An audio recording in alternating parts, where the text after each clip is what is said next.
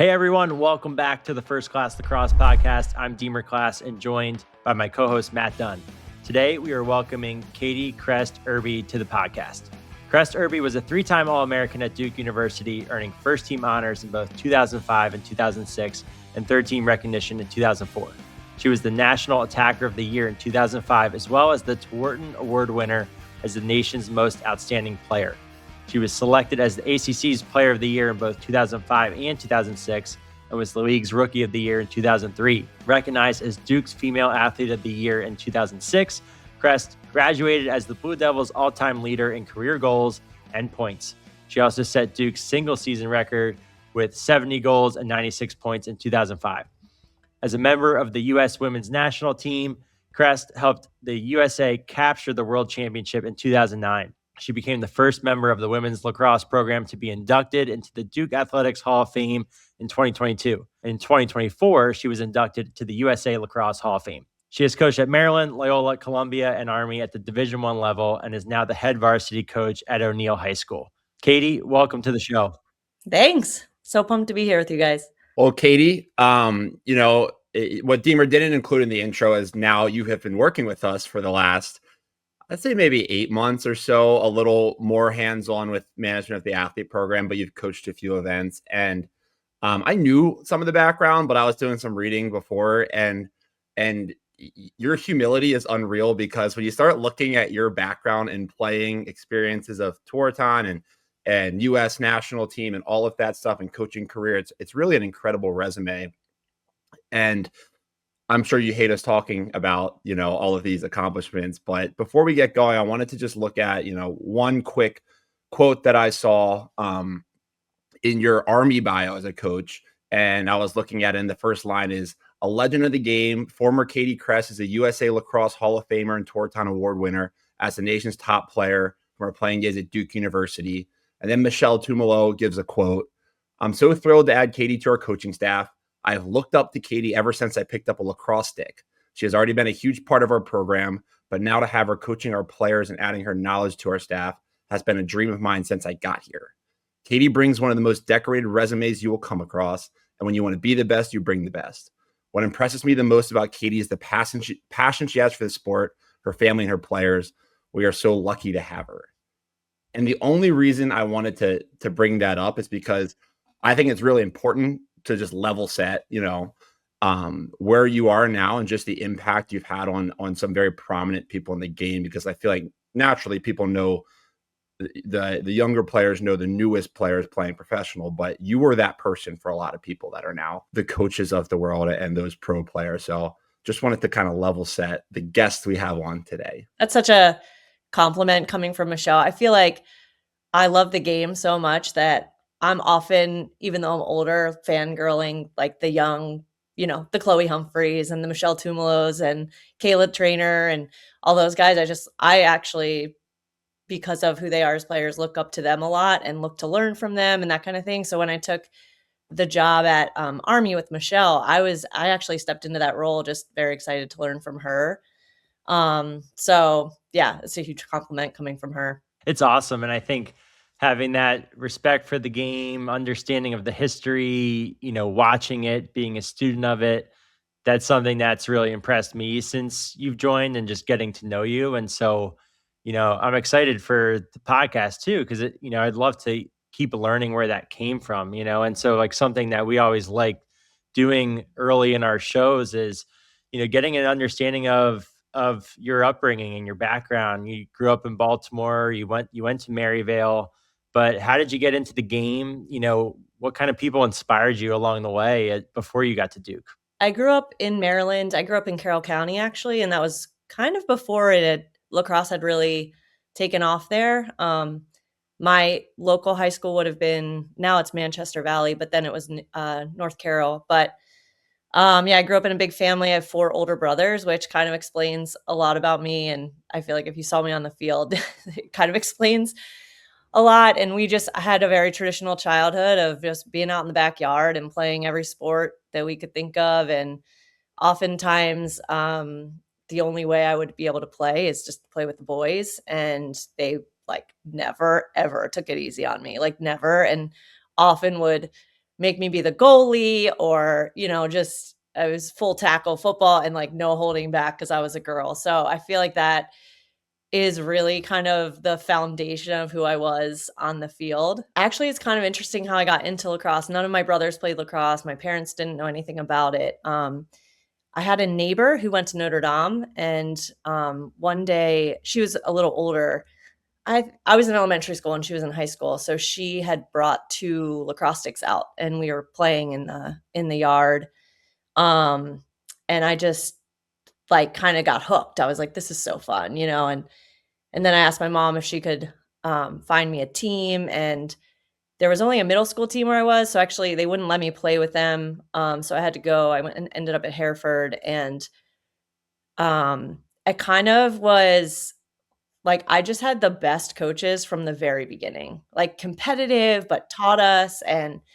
Um, and then I played at St. James. I don't even know if that program's still around. And then ended up actually went to Mercy for the first 2 years of high school. Fun fact. I don't know if many people know that, and that's where I met, I had 2 teammates, Christy Crow and Tara Singleton, who's at Jacksonville. And those 2 really influenced my career a ton. Just like they were 2 years older than me. I followed in their footsteps, wanted to be like them. They were incredible leaders. I feel like Tara Singleton is probably one of, if not the most impactful people that I've ever been around in terms of being like the player that I became and the leader and the teammate that I wanted to be. That was very heavily influenced by her. Um, and then, yeah, I got introduced to Skywalkers through them and through Mike McLaughlin. And that was kind of the beginning of club. And again, just like incredible coaches. And I think one of the things that I appreciated about Skywalkers was, at that time it was a very, Mike McLaughlin went around and kind of handpicked his people that he wanted on his team. It was a very different situation. And um, I don't know if you've ever met him, but he was such a goof, like such a goof. So he came up to my parents and he put on this whole spiel about something random, and they were just like so confused. Who is this guy? But anyway, he just built this team, and it was always about the team and playing with no limits and playing every inch, every second. And if you scored a goal, like we were kind of instructed or coached to turn around and give credit immediately to the person that came up with the ground ball or the person that made the assist. And so really preaching this like unselfish play from the very beginning. And that's kind of who I feel like I grew up with playing. And then I transferred to Maryvale, just kind of a life decision. It was a lot closer to home, and had incredible coaches there. My senior year, we won the IAM championship, which was really cool. Actually, that team is being inducted into the Maryvale Hall of Fame this Friday, which is kind of cool. But Aaron Stewart was my coach, who played at UVA and won a national championship there. And just like, I just can't say enough about like that team formed me so much too. And just being led by Erin and the way that she led us, but let us be ourselves on the field, and didn't micromanage us, but gave us a lot of freedom. And that really played to my strengths, I felt like. Yeah. And then was recruited to Duke, had a great career there. And then I think, after my freshman year, I tried out for the national team, and they did it a little differently then. You had a developmental team and an elite team. And I made the developmental team that year. And then I think it was the next year, 2 years after, I ended up on the elite team, and I made the World Cup training team for '05. That was an interesting experience. We could talk about that later. But I think the US thing helped my game a ton, because like, I just think one of the things that I was talking about earlier is just I've just been very curious about the game. How do you teach it? What's the language you use to describe how to shoot or whatever? And I just always loved learning, and I loved the opportunity to work with other people and hear about other systems, because in college you get kind of locked into that one system. So the US team, that program gave me the chance to play with other players that were like using different terminology or bringing a different approach or things like that. I feel like it really helped expand my game a lot. So that experience was so valuable. But yeah, and then, I don't know. I felt like really my major in college was lacrosse and I had a minor in history, but so I just went on to use that major after college, coaching at all different levels, really and truly. Like now I'm coaching kindergarten and to second graders, which is more challenging to me than coaching at the college level in some ways. So have coached at every level since just because I love the game. And I think one of the like my favorite things about my whole lacrosse career is just starting a local program here and getting kids just to really fall in love with the sport. That's been just really, really special. There's a lot in there. Katie, you're talking. I relate to so many steps of this, by the way, and you just went through a whole life of lacrosse right there for you, which is really cool. But I had, my neighbors were playing lacrosse the first time I went out, and my dad never played lacrosse. My mom played a little, went out in the backyard, and my neighbors played it a lot. So I started playing with them. I had older friends and neighbors that I looked up to that I wanted to be like, and I felt like really made me interested in the game. Coaches along the way. I felt like I majored in lacrosse at Maryland. Like I kind of joke, but I'm like, I was a finance major, but when I think about it, I don't remember a lot of my classes. I remember everything from lacrosse. How old were you when you mentioned Tara Singleton? What point of your life was that? So I met her like before school even started in ninth grade. I showed up to Mercy High School for soccer tryouts before school started, and she was sitting, I'll never forget, she was sitting on the steps outside the gym because she played volleyball. So I was in ninth grade. And she just, I think like high school is such a weird time, you just feel super insecure and keep to yourself. And she just immediately like introduced herself and wanted to get to know me and just made me feel welcome. And that was kind of like the first moment that I met her. But then obviously got to play lacrosse with her in the spring of that year. And what was it like? I'm always curious about these people because you mentioned she was one of the biggest influences on you. What do you think it was like? What about her made you see things differently or want to do certain things? Yeah, so I mean, first and foremost, she was a great player. She was just like a phenomenal defender, a strong competitor on the field. So obviously she had that going for her. But I think like the biggest thing for me was it was never a threat to her to build someone else up. And so she was always about like building up the person next to her and just an incredible teammate in that way. Like she would be like she would be like your outside like confidence, but outside your body. She had more confidence in you than you did sometimes, and you'd be like, okay, I can do this because she believes in me, and she just was always oozing that. I don't know, but like always positive, always energetic, always about the team and wanting people around her to be the best so that we could be the best. And I just remember like it just made such an impression on me that I wanted to be like that for other people. Like I wanted to always be vocal about, hey, you're amazing. Like you can do it. You're doing great, because I just think it goes so far. And I mean, that's the beauty of playing team sports is when you step on the field, it's not just about you.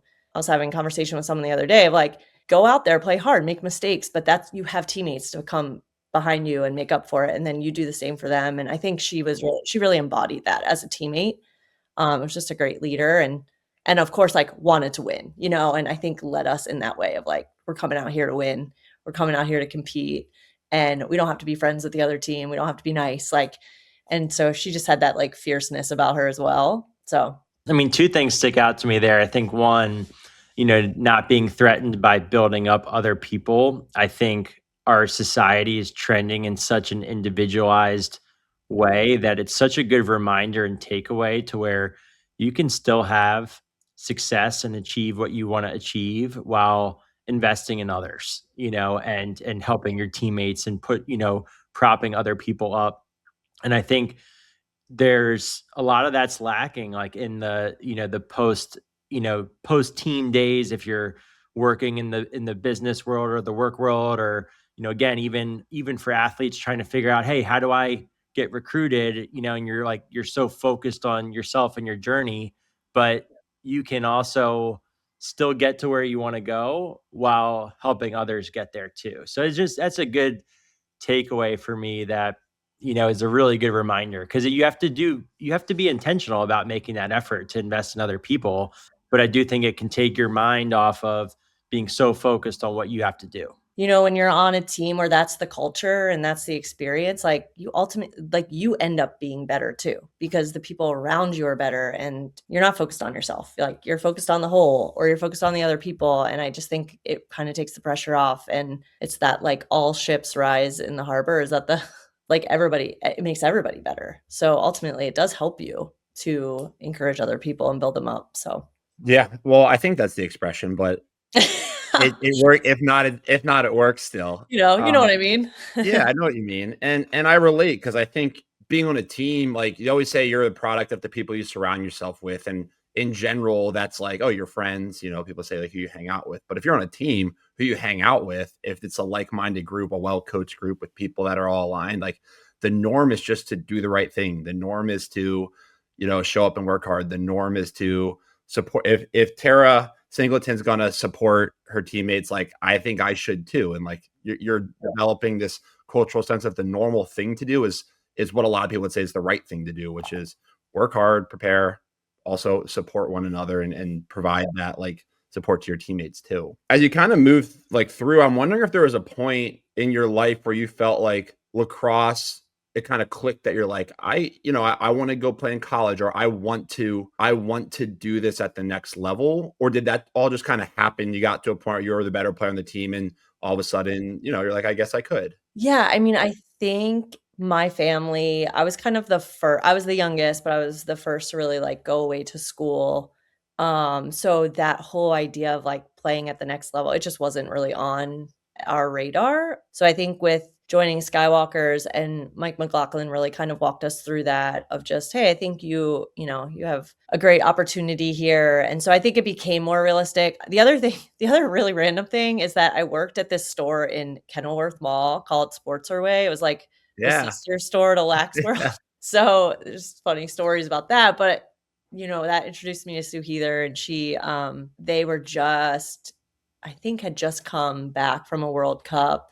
I forget where it was, maybe in England or something. So it just kind of opened my world to like, oh, there's more here. But in terms of college, yeah, I think there wasn't like one moment, I don't think. But I think I started because of one thing Mike McLaughlin did with us is like he would take us to I think we went down with Skywalkers one spring for the South of the Border tournament, which is like it was a bunch of college teams that would scrimmage preseason. Of course, the season started way later than it does now. So, but it just gave us exposure to UNC and Duke and the college teams and that kind of thing, put it on our radar. So I feel like he kind of gently introduced that idea to us. But I do still laugh because my parents were like, it was like the blessing that I didn't know it was, but they didn't know anything about lacrosse. And so it was kind of nice because they really just showed up and they were like, I don't know what's going on, but like, I'm just going to be encouraging, I mean, obviously they learned as they went, but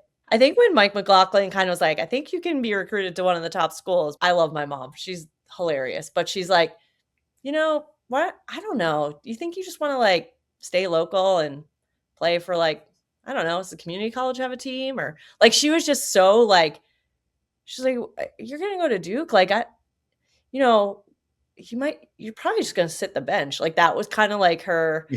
And I was like, Mom, I think I can do it. Like, I think I can do it, Mom, and so it's kind of cool to come at it from that angle of like, hey, the sky's the limit. Let's see what happens, like no pressure. So it still cracks me up that was kind of where she was. And Mike would be like, okay, just don't listen to her, like, Yeah. it's funny. So I feel like with my dad too, like again, my parents didn't play lacrosse. They didn't play sports in college.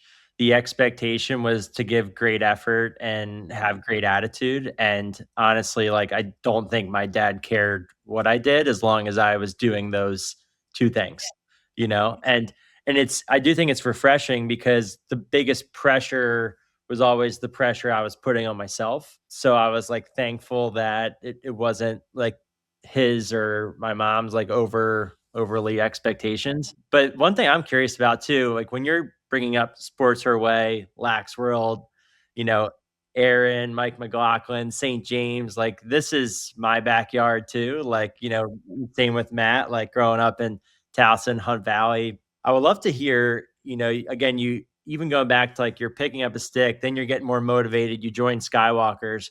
who were the players that you emulated? Who were the players that influenced your style? You talk about the ones now, that again were, influenced by you and players after you, but who were the ones that were setting the stage for your curiosity and, hey, this is how I want to evolve as an attacker?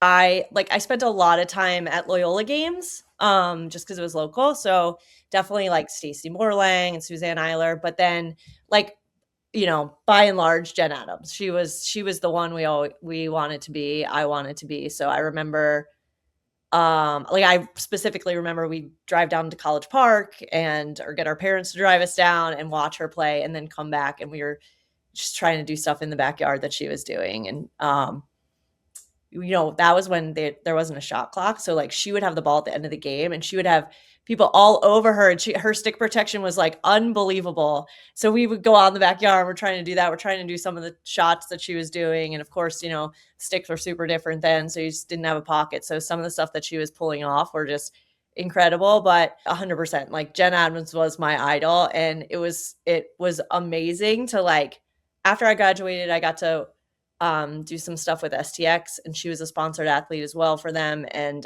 so we got to know each other. You've had Jen on the podcast. She's just like the most chill. She's like, whatever, guys, stop, stop. She's like so annoyed if you tell her how much you like looked up to her. But then I got to work with her at Loyola, which was just like such a dream, and there was one point in time where she's like, I want you to run the offense. And I was like, what? Like, I can't run your Jen Adams team's offense. Like, more than, it's just, but it was like such a cool moment because she was definitely like the one that I looked up to, but that whole team was so incredible. That Maryland team with Jen Adams, Quinn Carney. Quinn Carney was kind of the first one that was like drawing to herself, and she was tall. I don't know if you know Quinn, but she would go up with one hand and grab the ball and cradle halfway down the field with one hand and just take off. And Maryland was like amazing at fast breaking, so it was like a really fun style. But like, go out in the backyard and work on that. So like, I'm trying to draw and get it to my one hand. And that whole Maryland team was like really, really cool to watch. It's a shame. I think about this on the men's side too. It's a shame there's not more high quality film of lacrosse from 20 to 30 years ago. I don't know. Like, it's probably good that there's not high quality film from those days. We laugh. We're like, people are putting on makeup before games now. Like, we were like, Jen and I, we laugh. We send back and forth like the girls that are on the ads, now, like the branding stuff. Yeah. And then we send what ours look like. We're like, thank God, no one sees this. Like, it cracks us up. But yeah, no, it is a shame because there's some amazing stuff. I heard this, and maybe this doesn't apply perfectly to sports, but I heard somebody talk about like historical figures in general, talking about this idea of modern snobbery, where like people today just think they're like smarter or whatever than people like 500 years ago, when that's not true. The circumstances were different. And I think that happens in lacrosse, even like 25 years ago, where I've seen video of Dave Petramala play defense, and he would be the best player in the world right now on the men's side, or at least defender if he was like playing right now. The equipment was different, the game was different, but I've seen clips and I'm like, that is insane. Like, I've never seen anybody do that even in modern technology. But I think there's this impression that because technology is different and everything's highlighted better and players are certainly really skilled, that like the game is at a whole different level. And the game might be to a degree, but I think the best players, 30 years ago, like, don't get enough credit. 10 years ago, 20 years ago. Yeah. And selfishly, I would love to just be able to watch more, because I've seen, I've gotten to see some Jen Adams highlights, and you watch and you're like, she would dominate any era that she played in. Oh yeah, she would. Yes, absolutely. And I think there are older women that play. I've never really even seen them play, or I've seen clips, and I'm like, and it's funny because I do feel like the women's game has gotten really physical, right? Like, that's like a thing that everyone's talking about right now, but like, it was very physical then too. And I remember when we were training for the World Cups, so there was just like, just wait, like, it's the World Championship, the World Cup games they weren't as physical as I think they had been in the past, actually, when I played in it. But, she was like, you just get beat up like in the game. So it's always kind of been that way. But I think people don't have that knowledge of the game, actually, the history of the game. So I do want to take it in this direction, Matt. We can always circle back, but I do think it flows right into comparing some of the modern game now with, the game you played. And I would completely agree with your guys' points of like some of these players, no matter the generation, would be the best players on the field and the impact players. I think things like shot clock and different rules and different stick technology has certainly evolved. But if you've got good hands, you've got good hands, like, and I'd even kick it off with that, Katie, like as you're coaching, you're on the field and you've got your stick and like, what does it feel like now versus what you remember when you were first learning to play the game and in high school with like that stick technology? Is it just, do you find it easy to adapt and like pick up that stick now with like the pocket? Is that, like, how do you think about that? yeah, I mean, I guess because I've stayed in it, it's not such a big deal. I remember, one of the things that I worked on a lot in high school was just a sidearm like throw or shot or feed or whatever. And it took a lot more. It probably made my stick work just so much sharper now because you just had to have such good control. You really had to be able to like feel the ball in your stick and where is it lying and at what point do you need to kind of release. And I feel like I it's been fun. I will say though, sometimes, playing with like a deeper pocket is harder for me just because I was so used to the release of something where, of a stick without such a deep pocket, but you do have to change things up. And it's funny because the little, I coach younger kids. My kids are young, and they start with these sticks that have no pocket and they're like beginner sticks and and the mechanics of throwing from a stick like that compared to like, you get like one of the gate sticks that you can really put a pocket in. It's really different. So I'm like, wait, I have to teach you differently, and I don't know if it's a good thing that it's so different. I often just tell people to start with like something a little bit more advanced, but I don't know. I don't know if that answers your question, but Well, that would be kind of like even like I've heard some people talk about, well, even if you just started with, not like starting with a men's stick, but getting a feel for a men's stick as well, where you have this bigger pocket, it's easier to catch. That was always the problem when we were growing up of like sticks off the rack versus the sticks off the rack now are very well strung. It does make it easier to like have some success early, which also could maybe lead to like having more fun, like you were talking about. But it is an interesting thing. I do think like if you have a completely shallow pocket, like having something that is more usable to the intermediate or advanced player is going to result in like learning that technique a little, I think a little easier. yeah, I agree. I agree. But it's like the youth lacrosse is like a really interesting world. I feel like the game is really different. My daughter just transitioned. Sorry, this is off track, but like my daughter just transitioned from third, fourth grade to fifth, sixth grade. So now they go full field and there's no passing rule.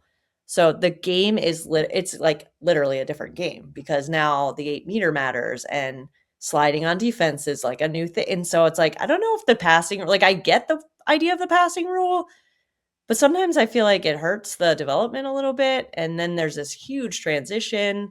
So anyway, it's an interesting. What is the passing rule? Is it you have to throw in a certain number of passes Yeah, before you shoot? you have to do 2 passes, so it's basically like you can just one person, like, wanders around the field while someone else gets open, and then you throw it. Half the time, they don't catch it, so you go pick up the ground ball, and then it's you wander around over here, you run behind, you run over here like, it's like a really different and then it's like, "Oh, you can go to goal," and then, everyone Yeah. goes to the ball, and then it's like, "Well, okay," but they can't make a pass and they can't catch, so it's like, I don't know. It's an interesting situation. I feel like it's been wow, like a big learning curve for me. Try to like teach that age group. So I hired other people to do it. No. The progress of the game, I don't know. I love the progress that the game has taken. I When I was in college, we didn't have goggles, and we didn't have hard boundaries, which is kind of wild. We had 5 people on the circle, including the draw taker, so that got chaotic. But that was like the era of like the attack wing, D wing. So like if I was a D wing with another D wing, like we would alternate who goes over on attack, which was kind of nice because you had like a built-in sub on the field. So I'm trying to think of some of the other ones. Couldn't run through the crease, obviously. Which is still in place for most of club lacrosse. Oh yeah. Most of club, except for a couple conferences, are allowing that, which again, it still blows my mind because that's such a massive adjustment for when players get to college. And we had Sheehan Birch on and Francie Box a couple of weeks ago, and we were talking through some of the rules and some of the updates. And I do think it's hard when you're talking about trying to adjust to all these different rules, and then it also impacts how you teach. And then, whereas I would make the argument in general, if we could focus on more of the principles at each position, regardless of the age, you can make tweaks and stuff with the age or with the different groups, but at least you could keep coming back to the principles that are going to, be a great style of lacrosse. Yeah, I totally agree. I think it is. I mean, that's like a huge one. It changes everything. It changes the way you run an offense, the way you have to dodge at X. Like, but I agree. I think there needs to be more streamlining of the levels, and just there needs to be more of a trickle down. It's like the college game is making all these changes every year, but like the other levels are all staying the same, and it is a huge transition. I mean, you have college freshmen that are like forget that they can run through the crease in the fall, and it's like, I mean, they learn quickly and they pick it up, obviously at the higher levels with better athletes and stuff like that. But it is like, I don't know. I don't understand. I think I listened to that podcast, and I do think I've always kind of known and clued into like, it's all about safety, but it's like, if you can teach your defenders to play good defense and to know where the ball is, then you don't have to worry about them getting hit in the crease if they're in there. I don't know. That's just my thought. If they're like, if they know from a younger age, like if I'm just in here and I don't know where the ball is, like I might get hit. I feel like they're going to be more motivated to get out of the way or to figure out, how to play good defense. One thing I wanted to, not to kind of pivot here, but circling back a little bit, because you said it earlier, and it really stuck out to me. It was, you majoring in lacrosse at college at Duke, right? And I know you're being a bit facetious, but I relate to that. And I kind of want to dig into what you really got out of that experience and the values you got from putting so much into the sport, right? Deemer and I talk about it all the time. Like, there is professional lacrosse now, but it's not the NBA or NFL or NHL. Like, people have to make a living outside of just being good at the sport after college and longer term. But we always say, just because you can't, you're not going to make all this money playing in professional lacrosse, by committing fully to it in your college experience and treating that as a really important thing, you're going to get so much out of it that whether or not, like, you work in lacrosse, but like, I believe that, and I'm sure you believe it too, that you could take those skills and probably apply them to many different areas if you wanted to focus on a different industry. And so I'm curious, when you kind of think about back to your college experience at Duke, what was it like majoring in lacrosse, and what did you get from, that experience? Yeah, I was listening to you guys talk about this on your last podcast. I really appreciated it because I felt like when I picked Duke because they hadn't won a national championship. They had been really close, top program, kind of on the rise. And I really wanted to win. Like, that's why I went there. I believed in it. I was, obviously it's an incredible place. It's great academics, all that stuff. But like, I really went for lacrosse. And I think that kind of made me unique at Duke in some ways. Cause I think there is that mindset of like, just use lacrosse to, better, like, use lacrosse as an opportunity to get a great job or get a great education, which obviously I was grateful for that. But I was just that kid that went to college. I just wanted to compete. I wanted to win a national championship. And so I was like all in at all times, maybe to the point where honestly my coaches had to be like, you need to go home and do something else, because I was all in. And I do think in that era of Duke lacrosse, like there was a class below me that was just loaded with talent, and they kind of had the same mentality. So together I felt like we created this culture of like, yeah, we're here to win, and we're here to give it everything that we have. And not just like, so when we lost my senior year in the Final Four, we lost in overtime to Northwestern. Like, it was devastating because it was like, oh my gosh, we put everything we had into it. Yeah, I mean, I just think like there was a turning point for me in college though, and it was just I think like just growing up a little bit, being kind of parented by Kirsten and kind of challenged to grow up where there's this tendency, and I see this in female athletes, to like kind of hold back and be a little too cool to like really care deeply. And so I feel like I kind of had that mentality of like, well, if I really give my full self to this, like, and we don't win, or I fail or whatever, like, at least I have an excuse, or like I can say, well, I didn't really care that much, or I didn't really, and I think it was honestly like coming back into my junior year, I just had kind of been like a little cynical and that kind of thing. And I wasn't the only one, right? But I had a large influence on the team. That was the challenge from Kirsten, was like, what is your influence? Like, are you on board, or are you doing your own thing? And it was just immaturity. And I appreciate that lesson that she kind of really walked me through, to like, no, like, be here, be serious, like, give it your all. Like, I did want to win. And I think she really called me back to that, like, be fully invested, wholehearted, and take the risk that involves, and I think that was when I kind of had that breakout season, my junior year.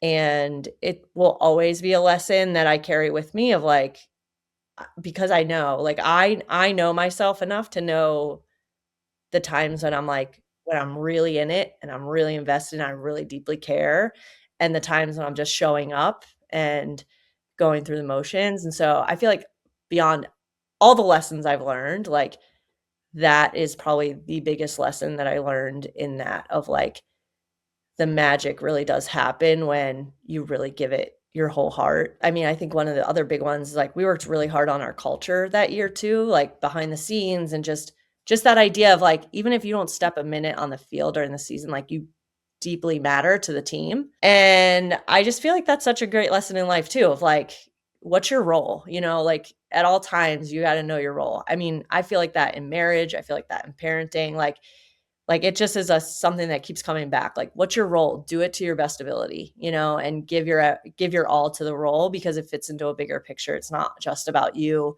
It's not just about what makes you happy or what you want. Like, you find teams everywhere in life. And so just those opportunities to like, to give it everything you have.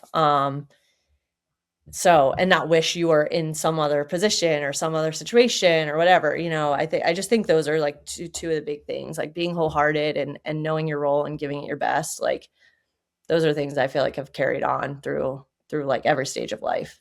What do you think holds people back from doing those things? Like, I think when we talk about these lessons, I think that's really powerful.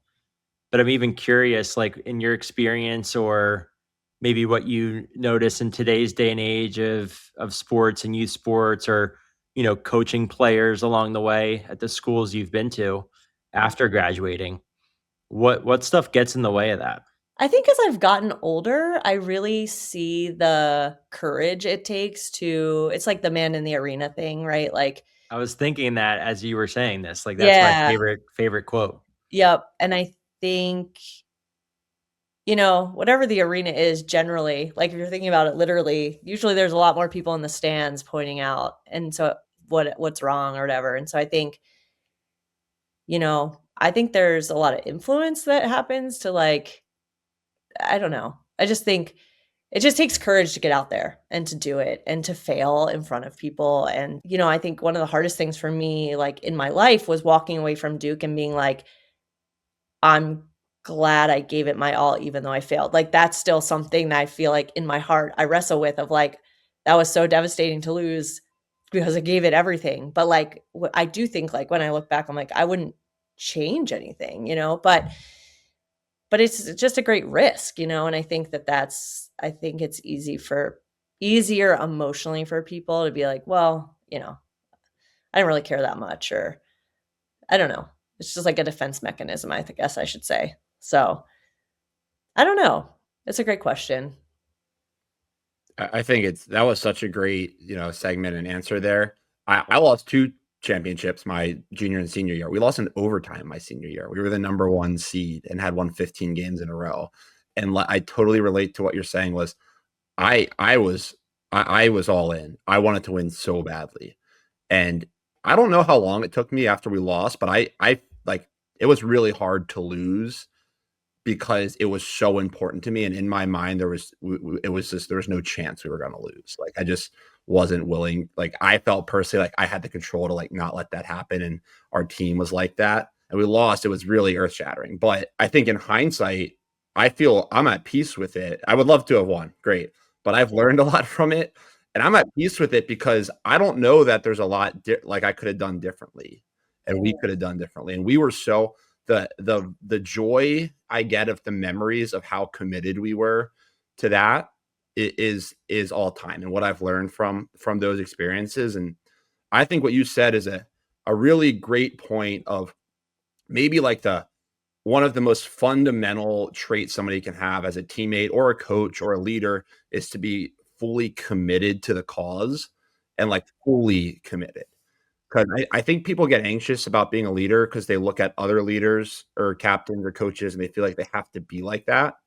But if you're fully committed and you're like, I'm going to figure out my way to do this, it kind of takes some stress off you because you just know, like, look, I'm giving everything I possibly have to this, and I'm okay with how this turns out because I know I'm doing that and I understand my role.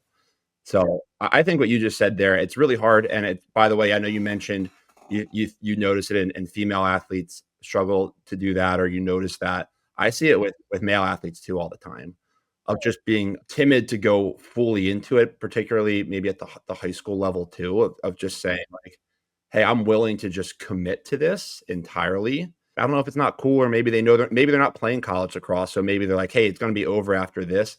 But the value you get from that, the memories you have from being fully committed to something, even if you don't go play that thing the next level, are unreal.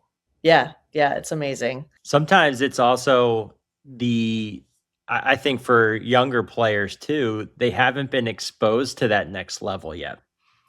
So like I think they think they're working hard, but they just, maybe when you get to college, that's also when you're around everyone that was the best on their teams or the best couple of kids on their teams. So that environment, I think, brings that next gear, that next layer of commitment out too.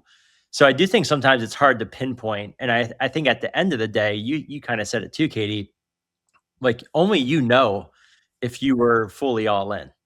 And at the end of the day, we're all gonna like go our separate ways, and you're gonna go to the next arena, the next team, and only you are the one that's like living with these thoughts of these different phases of your life. Of, did I give it everything I had?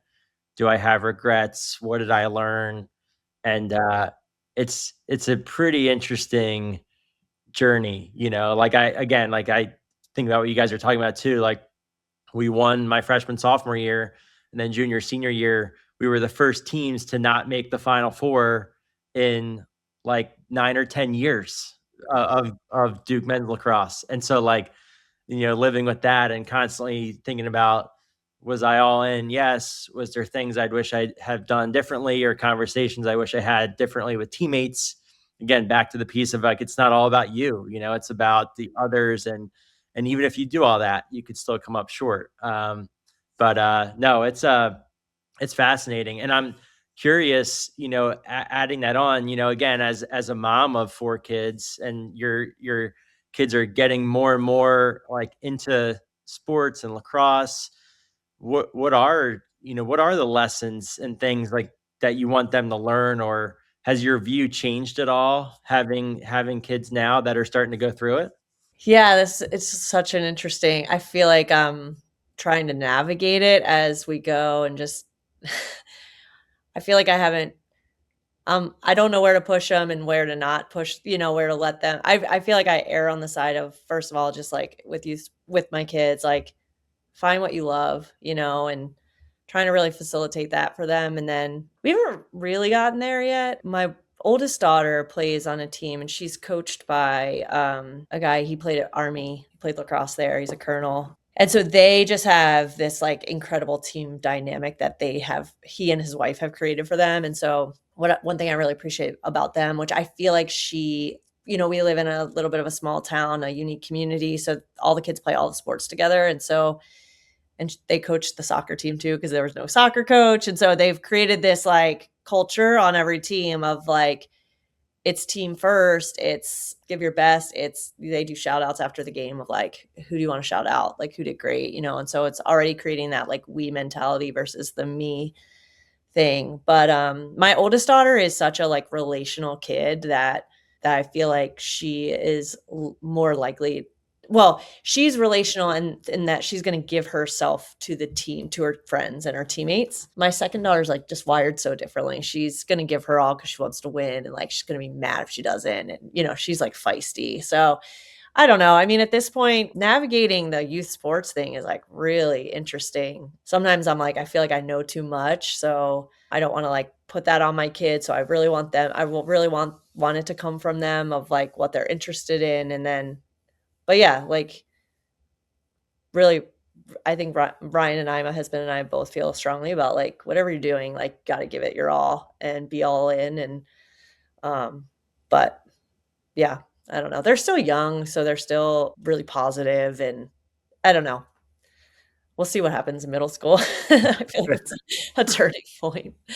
But yeah, I mean, I do think, I had this kind of going back to what we were talking about before. I don't know if you guys have these like kind of these pivotal moments and memories, but I had one in college where I was trying to decide if I was going to go out for the US team for the 2005 World Cup. And I was just like, no, I'm not going to do it. It was like fall of my junior year. I was like, no, I don't want to do it. Like, I don't want to spend the time doing it. And Kirsten, like, she invited me over to her house one night and we sat at her kitchen table and she was like, all right, let's go through like, the pros of not doing it and the cons of not doing it, the pros of doing it, the cons of doing it. And basically it was like such a good exercise for me to learn like, oh, I see. Like the only thing that's really holding me back is just like fear and like, what if I don't make it, or it'll be a waste of my time, or like, I just want to enjoy my junior year. I just want to be focused here. I was like trying to phrase it in all these ways, but like on paper, it just came down to like, I don't want to go out and fail, and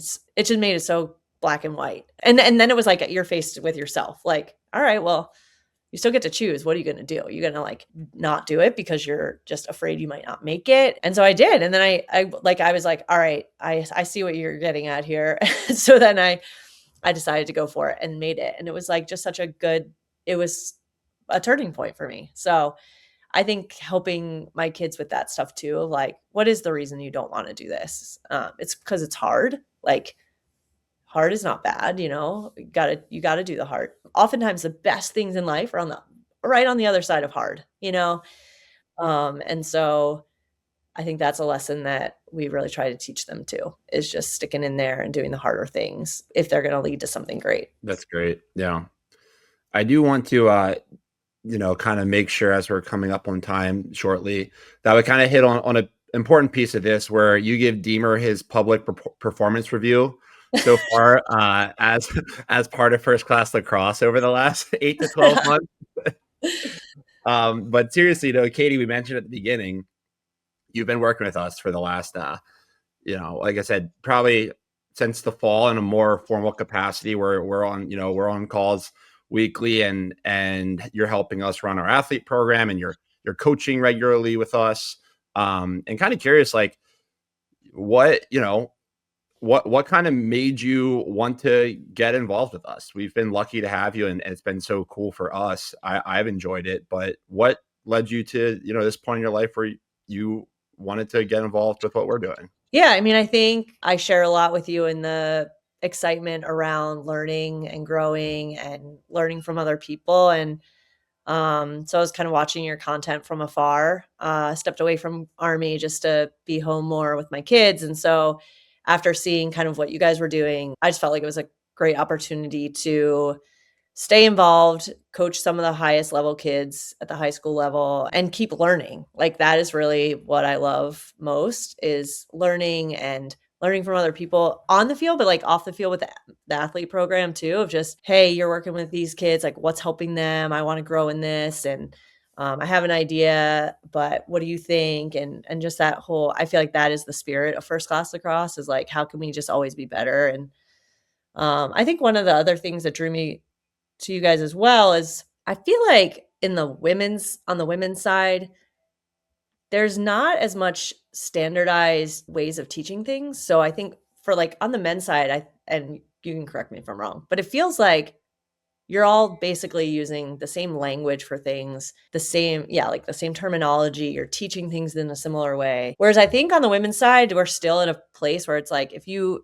are in the Gary Gates school, you learn things this way. If you're in this school, you learn it this way. And so I enjoy hearing multiple things, but then trying to digest it and break it down and like, okay, how then do I take this and teach it to a young kid? Like, if you can't articulate it, then you don't really understand it, I think. So it's been fun to really learn from you guys and really learn like, okay, how is this being taught in this way? How are picks being taught? How are, some of that stuff. So Deemer's a great boss.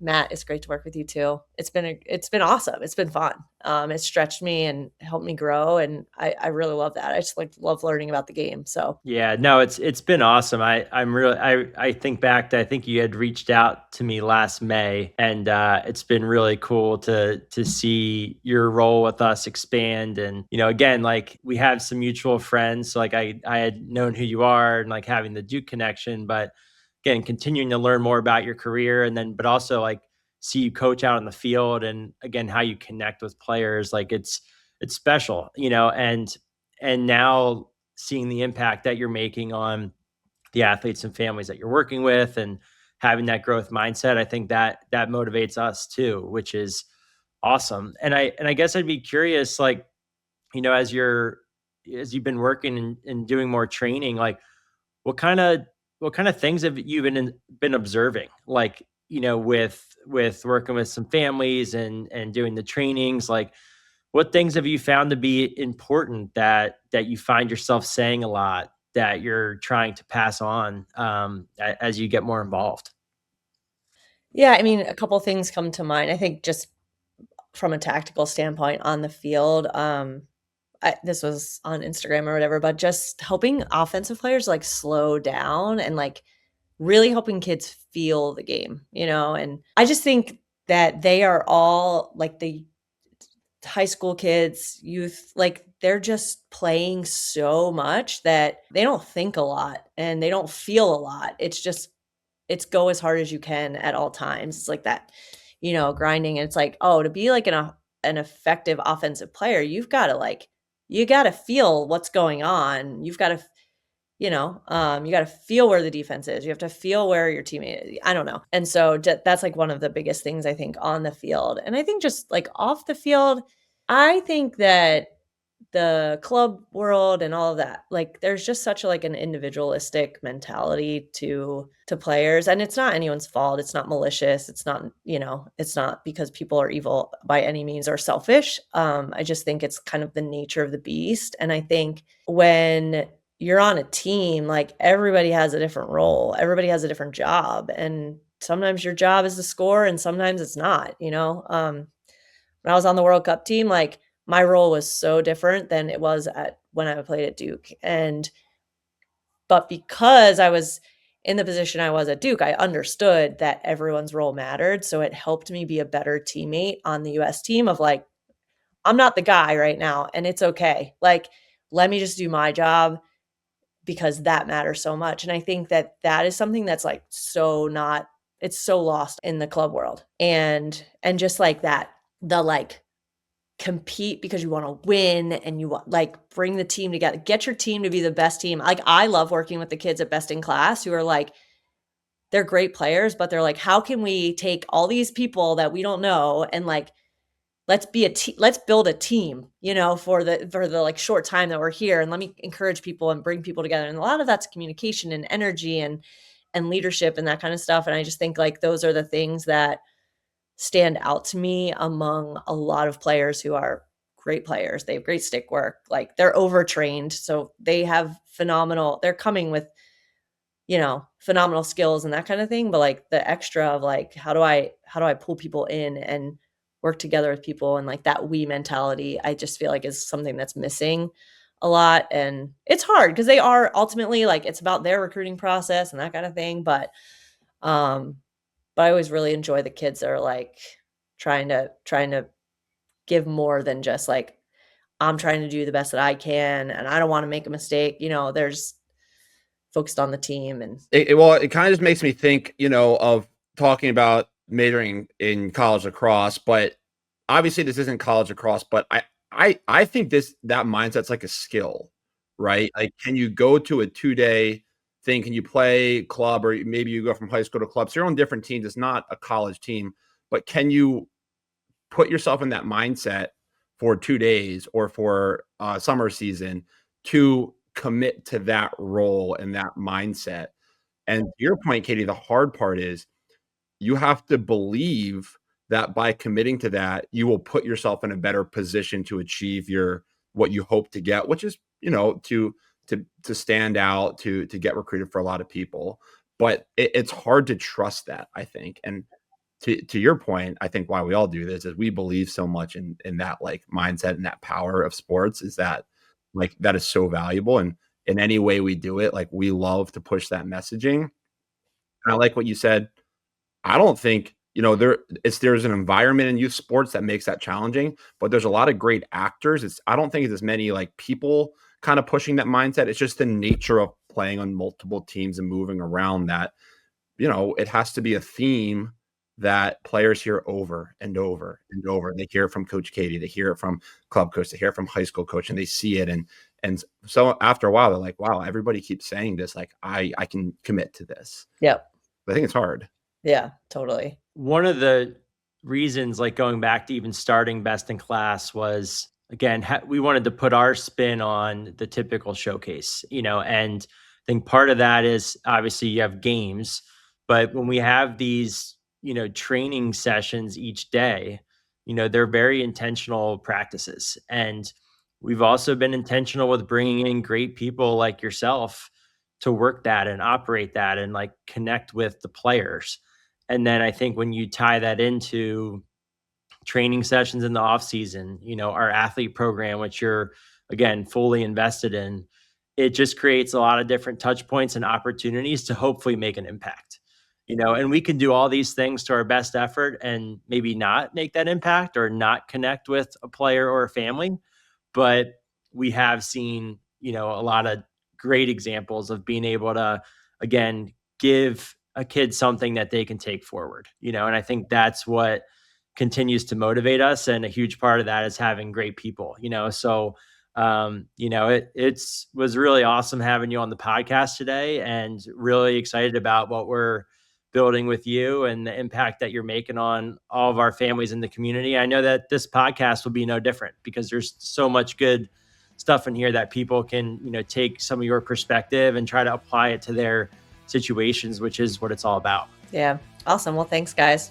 Always love chatting Lax. I feel like we share a lot of common thoughts, and so I appreciate the time. This was awesome, Katie. We appreciate you.